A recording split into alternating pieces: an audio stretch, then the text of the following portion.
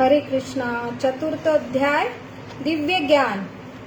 चतुर्थ अध्यायो श्री भगवान उवाच इमं विवस्वते योगं प्रोक्तवानम् अहं व्ययं विवस्वानमनवे प्राह मनुरिक्ष्वाकवे ब्रवीत् एवं परम्परां प्राप्तम् इवं राजर्षयो विदु सकाले महता योगो नष्ट परं तप स एवं मया तेद्य योग प्रोक्त पुरातनः भक्तोऽस्मि सखा चेति रहस्यं हेतुमुत्तमम्।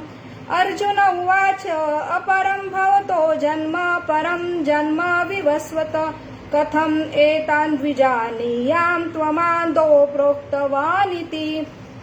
तो प्रथम हम ये चतुर्थ अध्याय का महात्म्य जान लेना बहुत ही आवश्यक है। महात्मा का अर्थ है कि इसका क्या महत्व है, चतुर्थ अध्याय पढ़ने का, उसका पठन करने का, जो उसका तात्पर्य समझ के अपने जीवन में लाने का। तो यहाँ पे चतुर्थ अध्याय की महिमा के लिए एक पद्म पुराण में कथा आई है। जो पद्म पुराण में वाराणसी जो शहर बसा है, जो बनारस के नाम से है, गोदावरी गंगा के तट पर, तो वहां पे एक दिव्य ऐसे भरत नाम के मुनि रहते थे। वो बहुत ही अध्यात्म में प्रगत थे, बहुत धीर पुरुष थे।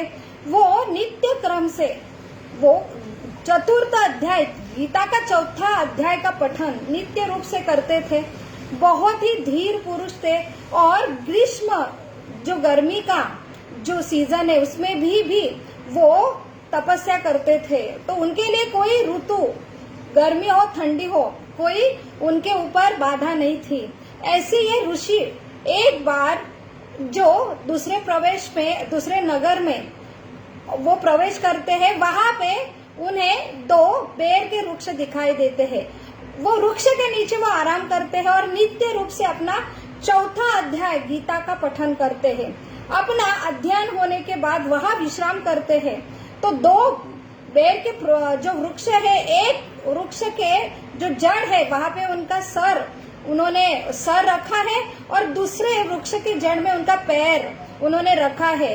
और ऐसा उन्होंने विश्राम करने के बाद दूसरे दिन वो वहां से निकल पड़े और वही जो दो वृक्ष है वो 6 दिन में सूखने लगे। और उसके बाद तुरंत ही वृक्ष से एक दो दिव्य ऐसे रत्न आए, वो दो कन्या उनका वहां से निर्मित हुई और ये दो कन्या ब्राह्मण के घर में उन्होंने जन्म लिया। ये दो कन्या, ये अद्भुत कन्या था, उन्हें अपने पूरे पूर्व जन्म का पूरा जो है स्मरण था। और ऐसे दिव्य कन्या जन्म से ही बहुत ही जो है ज्ञानी थी, बहुत ही सत्वचनी थी। तो वहां पे वो 7 साल की हुई तब उन्हें भरत ये ऋषि है उनकी मुलाकात हुई। उन्होंने भरत ऋषि को देखते बराबर उनके चरणों में गिर पड़ी और वो बोल रहे कि आपकी वजह से ही हमारा उद्धार हुआ, नहीं तो हम वृक्ष के योनि में कितने जन्म से कितने साल से पड़े थे। तो भरत ऋषि को समझ में नहीं आया मैंने क्या उद्धार किया। तब उन्हें कथा बताई कि आप उस दिन आए, उन्होंने आपने नित्य रूप से गीता का चौथा अध्याय का पठन किया और आप वहां पे विश्राम करें। लेकिन वो गीता का जो पठन हुआ चौथे अध्याय का, उससे हमारे जो हम योनि में अटके थे, हम अप्सरा थे स्वर्ग की, हमें कुछ शाप मिला था। तो वो कथा बताते हैं कि ऐसे गंगा तीर में एक जो सत्यपात ऐसे दिव्य जो महात्मा मुनि रहते थे, बहुत ही आत्मचिंतन में हमेशा लगते थे। गर्मी में बहुत ही अगर गर्मी है तो धूप में अग्नि प्रज्वलित करके वहां पे वो जो आत्मचिंतन अपने योग क्रिया करते थे। ठंडी में पानी में जाके वो अपनी योग जो उनकी विद्या थी उसके लिए वो ध्यान करते थे। और बारिश में वर्षा में वो ध्यान करते थे। तो इतनी कड़क तपस्या देख के जो है इंद्र भयभीत हो गए और उन्हें लगा कि अभी मेरा जो सिंहासन है, इनकी तपस्या से मेरा जो सिंहासन उनको प्राप्त होगा। इसलिए उनकी तपस्या भंग करने के लिए उन्होंने ये दो अप्सरा को उनकी तपस्या भंग करने के लिए भेजा। ये जो दो अप्सरा है वो मृदुंग ऐसे अलग अलग वाद्य लेके यहाँ पे प्रथम उन्होंने जो है अपना गान चालू किया और उसके बाद वो गाते गाते नृत्य भी चालू किया। उसके बाद ऐसे अलग अलग काम प्रवृत्त जो क्रीड़ा करने लगे।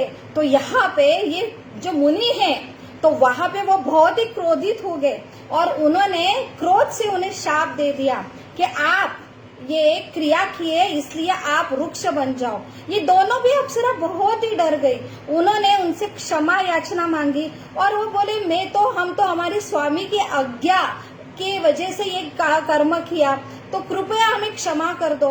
तो जो ऋषि मुनि है उनको उनकी दया आई और उन्होंने बोला कि आपकी वृक्ष योनि से अब जब मुक्ति होगी, जब भरत ऋषि जो नित्य क्रम से ये गीता का अध्ययन करते हैं और जब आप आए और आपने चतुर्थ अध्याय का पठन किया, इसकी वजह से हमारे यहाँ से मुक्ति हुई। और हमें उनको ये भी उन्होंने हमें आशीर्वाद दिया कि आपकी जो स्मृति है कि आप स्वर्ग के अप्सरा थी और फिर आप ब्राह्मण कन्या मृत्यु लोक में जन्म लेंगे, उसके बाद भी आपको आपकी गलती स्मरण होंगी और इसलिए वो नित्य रूप से अभी चौथा अध्याय का रोज पठन करते, फिर मृत्यु लोक से उनका फिर से स्वर्ग में उनका जो गति हुई। तो यहाँ पे बहुत ही महत्वपूर्ण है ज्ञान योग। तो जो हमने श्लोक पढ़े हैं जो है 4 श्लोक, तो यहाँ प्रथम ही श्लोक में भगवान कहते हैं कि इमं विवस्वता योगम। तो विवस्वान नाम के जो मनु है, तो विवस्वान ये सूर्य देवता है। तो ये ज्ञान जो है भगवत गीता का, हमें लगता है कि भगवान ने कहा है, ये तो प्रिंट में आया है, हमारे इंडियन प्रिंट की अभी ये प्रिंट है एडवांस। ये कैसा भगवान ने लिखा और ये ज्ञान कैसा भगवान का है? तो भगवान यहाँ पे खुद हमें ये अपौरुषीय है, तो ये गुरु शिष्य परंपरा द्वारा है। और ये ज्ञान किसके लिए है वो और कौन जो है समझ सकता है? तो यहाँ पे गुरु शिष्य परंपरा और प्रथम ये ज्ञान भगवान ने जो सूर्य देवता, तो यहाँ पे हमें समझ सकता है ये श्लोक में ये भगवत गीता का दिव्य ज्ञान है। और जो राज पुरुष है, तो विवस्वान ये राजा थे सूर्य लोग, तो ये क्षत्रिय राजाओं के लिए ज्ञान है। और ये क्यों दिया है? ये ज्ञान हम बहुत सारे ज्ञान अर्जित करते हैं, लेकिन ये दिव्य ज्ञान बहुत ही जरूरी है, क्योंकि ये जगत में हम जो है अंधेरे में फंसे हैं। तो ये जगत का नियम है कि हमें आवरण में हम रहते, हमें सही हम किसके लिए आए हैं। हम जीवन में सब कुछ करते हैं, हम भौतिक ज्ञान से हम धन संपत्ति नाम सारा कमाते हैं, लेकिन सही चीज के लिए हम यहाँ पे आए मनुष्य योनि में।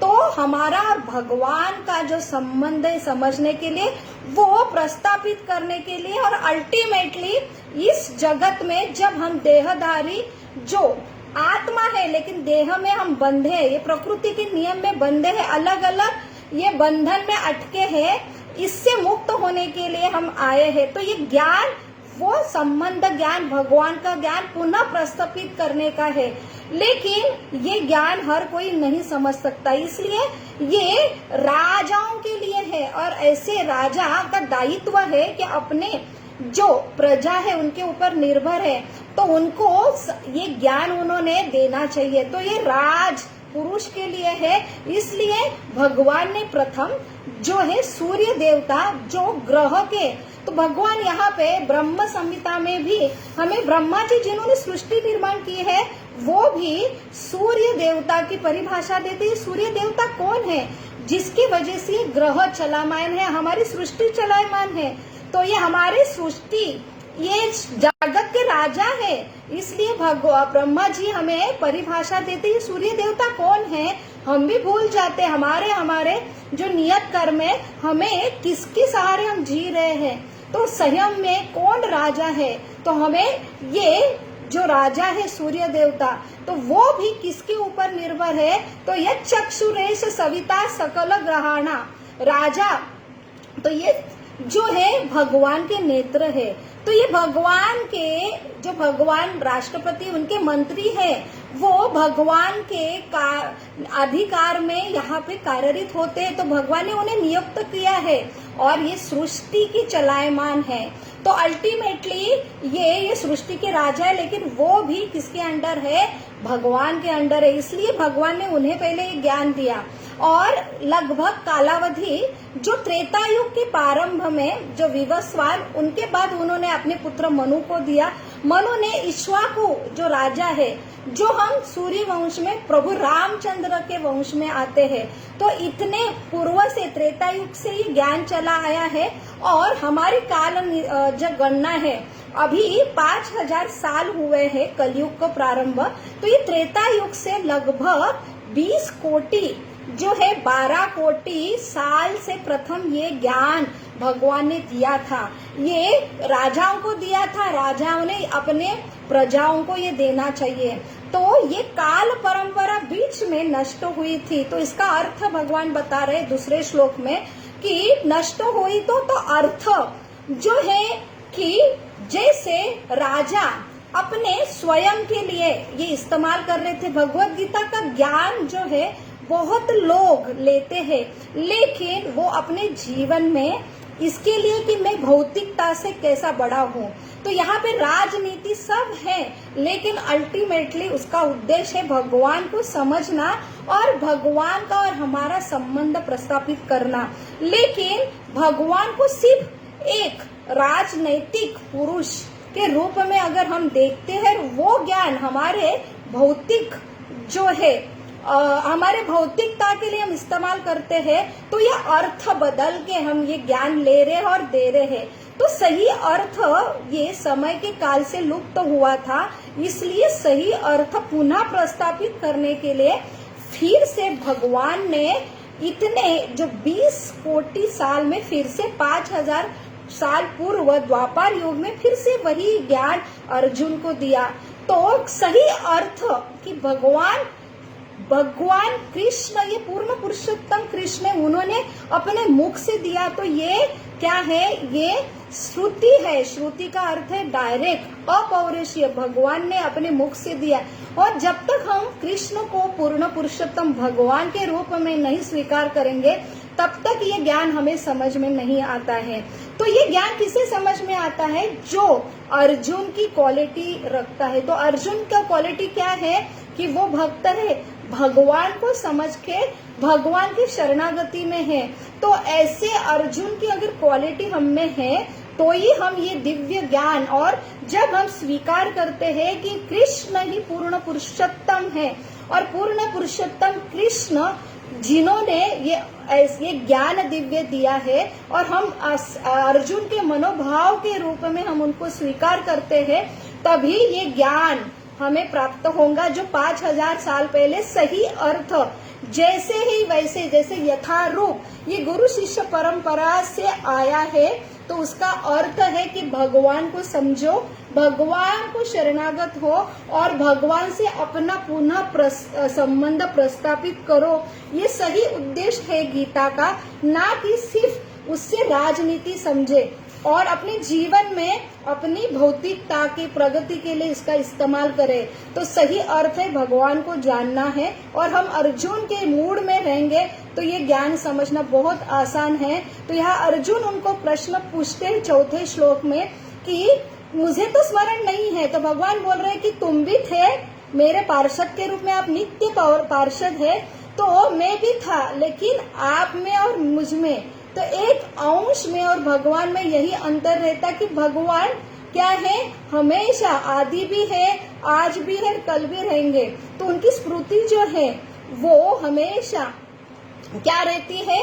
वो कभी भूलते नहीं है। लेकिन जीवात्मा ये भौतिक जगत में आता है, माया जो है शक्ति द्वारा विस्मृत हो जाता है, तो उसे अगले जन्म का, पहले जन्म का नहीं स्मृति होती है। इसलिए भगवान जैसे ही ईश्वर क्या कंट्रोलर की कैपेसिटी है, लेकिन वो सीमित है और भगवान असीमित है। तो यहाँ पे हमें ये डिफरेंस भगवान बता रहे हैं कि आपको याद नहीं है, लेकिन ये ज्ञान जब मैं सूर्य देव को दे रहे थे तब आप पार्षद के रूप में वहां थे और आपकी स्मृति से आपको नहीं समझ में आया, इसलिए आपको याद नहीं है। फिर से यही ज्ञान मैं आपको दे रहा हूँ। तो इसका अर्थ है कि ये जो दिव्य ज्ञान है वो भगवान के द्वारा आया है और हर जीव को वो आवश्यक है। तो यहाँ पे हमें किस मूड में भगवत गीता जाननी है, ये प्रथम 4 श्लोक में हमें यहाँ भगवान समझा रहे हैं। तो यही मूड हम अगर भगवान को पूर्ण पुरुषोत्तम कृष्ण के रूप में मानेंगे, तभी भगवत गीता जो प्रामाणिक गुरु शिष्य परंपरा द्वारा आई है, तब हमें समझना बहुत, जैसे अर्थ दिया है वैसे अर्थ में समझना बहुत ही आसान होगा। यही जो यहाँ पे 4 श्लोक में बताया है। हरे कृष्णा कृष्ण कृष्ण हरे हरे, हरे राम राम राम हरे हरे। हरे कृष्णा।